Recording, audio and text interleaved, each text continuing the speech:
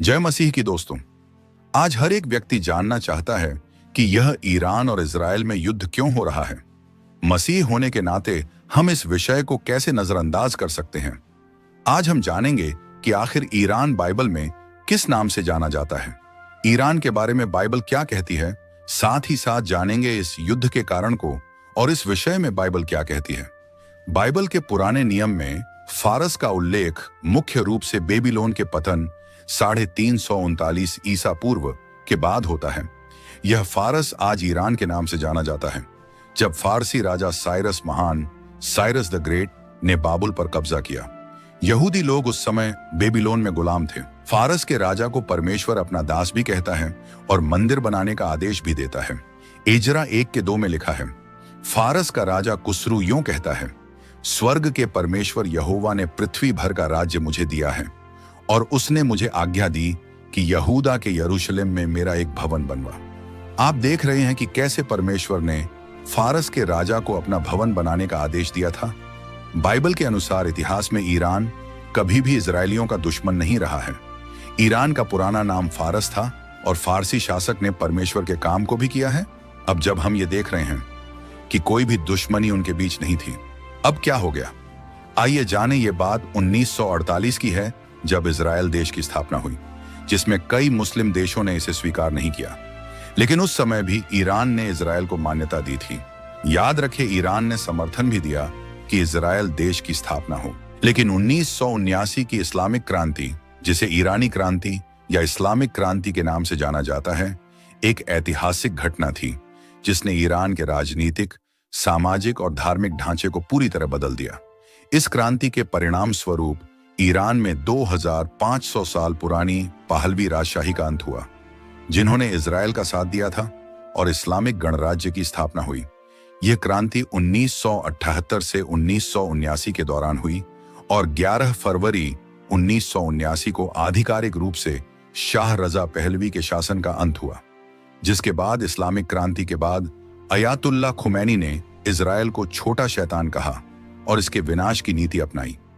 फिलिस्तीन और इजराइल का संघर्ष ईरान के लिए केंद्रीय मुद्दा है, जो हमास और हिजबुल्लाह जैसे समूहों का समर्थन करता है। आज ईरान और इजराइल मध्य पूर्व में दबदबा बनाने की होड़ में हैं। ईरान अपनी प्रतिरोध धुरी के जरिए प्रभाव बढ़ाता है, जबकि इजराइल इसे खतरा मानता है। इजराइल नहीं चाहता है कि ईरान परमाणु बम तैयार करे, इसीलिए अपने लिए खतरा मानकर उसकी सुविधाओं पर हमले करता है।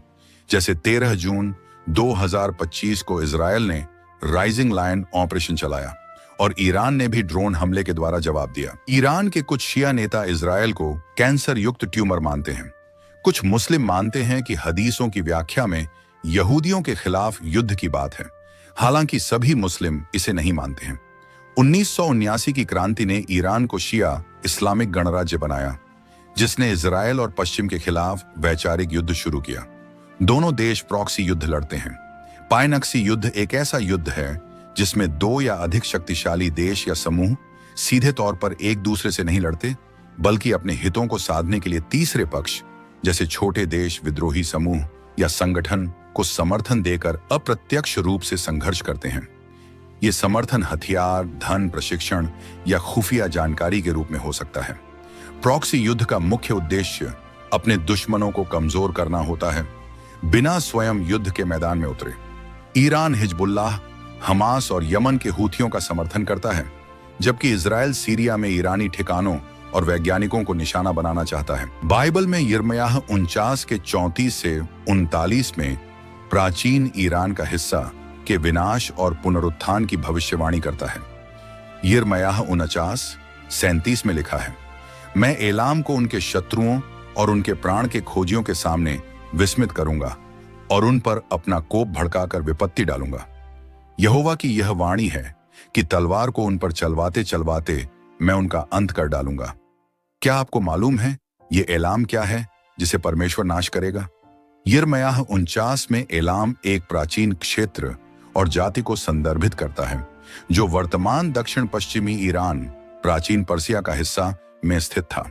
बाइबल में एलाम को एक शक्तिशाली प्राचीन साम्राज्य के रूप में वर्णित किया गया है, जिसकी राजधानी शूशान, सूसा थी। यह क्षेत्र मेसोपोटामिया के पूर्व में था और अक्सर बाबुल, अशूर और अन्य प्राचीन साम्राज्यों के साथ संपर्क में रहा। कुछ मसीही इसे ईरान के परमाणु कार्यक्रम से जोड़ते हैं। उत्पत्ति 12:3 में परमेश्वर इसराइल के विषय में कहते हैं, जो तुझे आशीर्वाद देगा उसे मैं आशीर्वाद दूंगा, जो तुझे शाप देगा उसे मैं शाप दूंगा। कई मसीही इसे इजराइल से जोड़ते हैं और ईरान की शत्रुता को परमेश्वर की सजा से जोड़ते हैं। खैर, कुछ भी हो, पर खुदा अब्राहम के कारण इजरायलियों को नहीं छोड़ सकता, क्योंकि बाइबल कहती है बाप दादों के कारण वे परमेश्वर के प्यारे हैं। तो दोस्तों, हमें जरूरत है कि हम इन दोनों देशों की शांति के लिए प्रार्थना करें, ताकि सभी लोग शांति से रह सकें। अगर यह वीडियो आपको अच्छी लगी तो इस वीडियो को लाइक करें और इस चैनल को सब्सक्राइब करना ना भूलें। हम फिर मिलेंगे एक नई वीडियो में। जय मसीह की।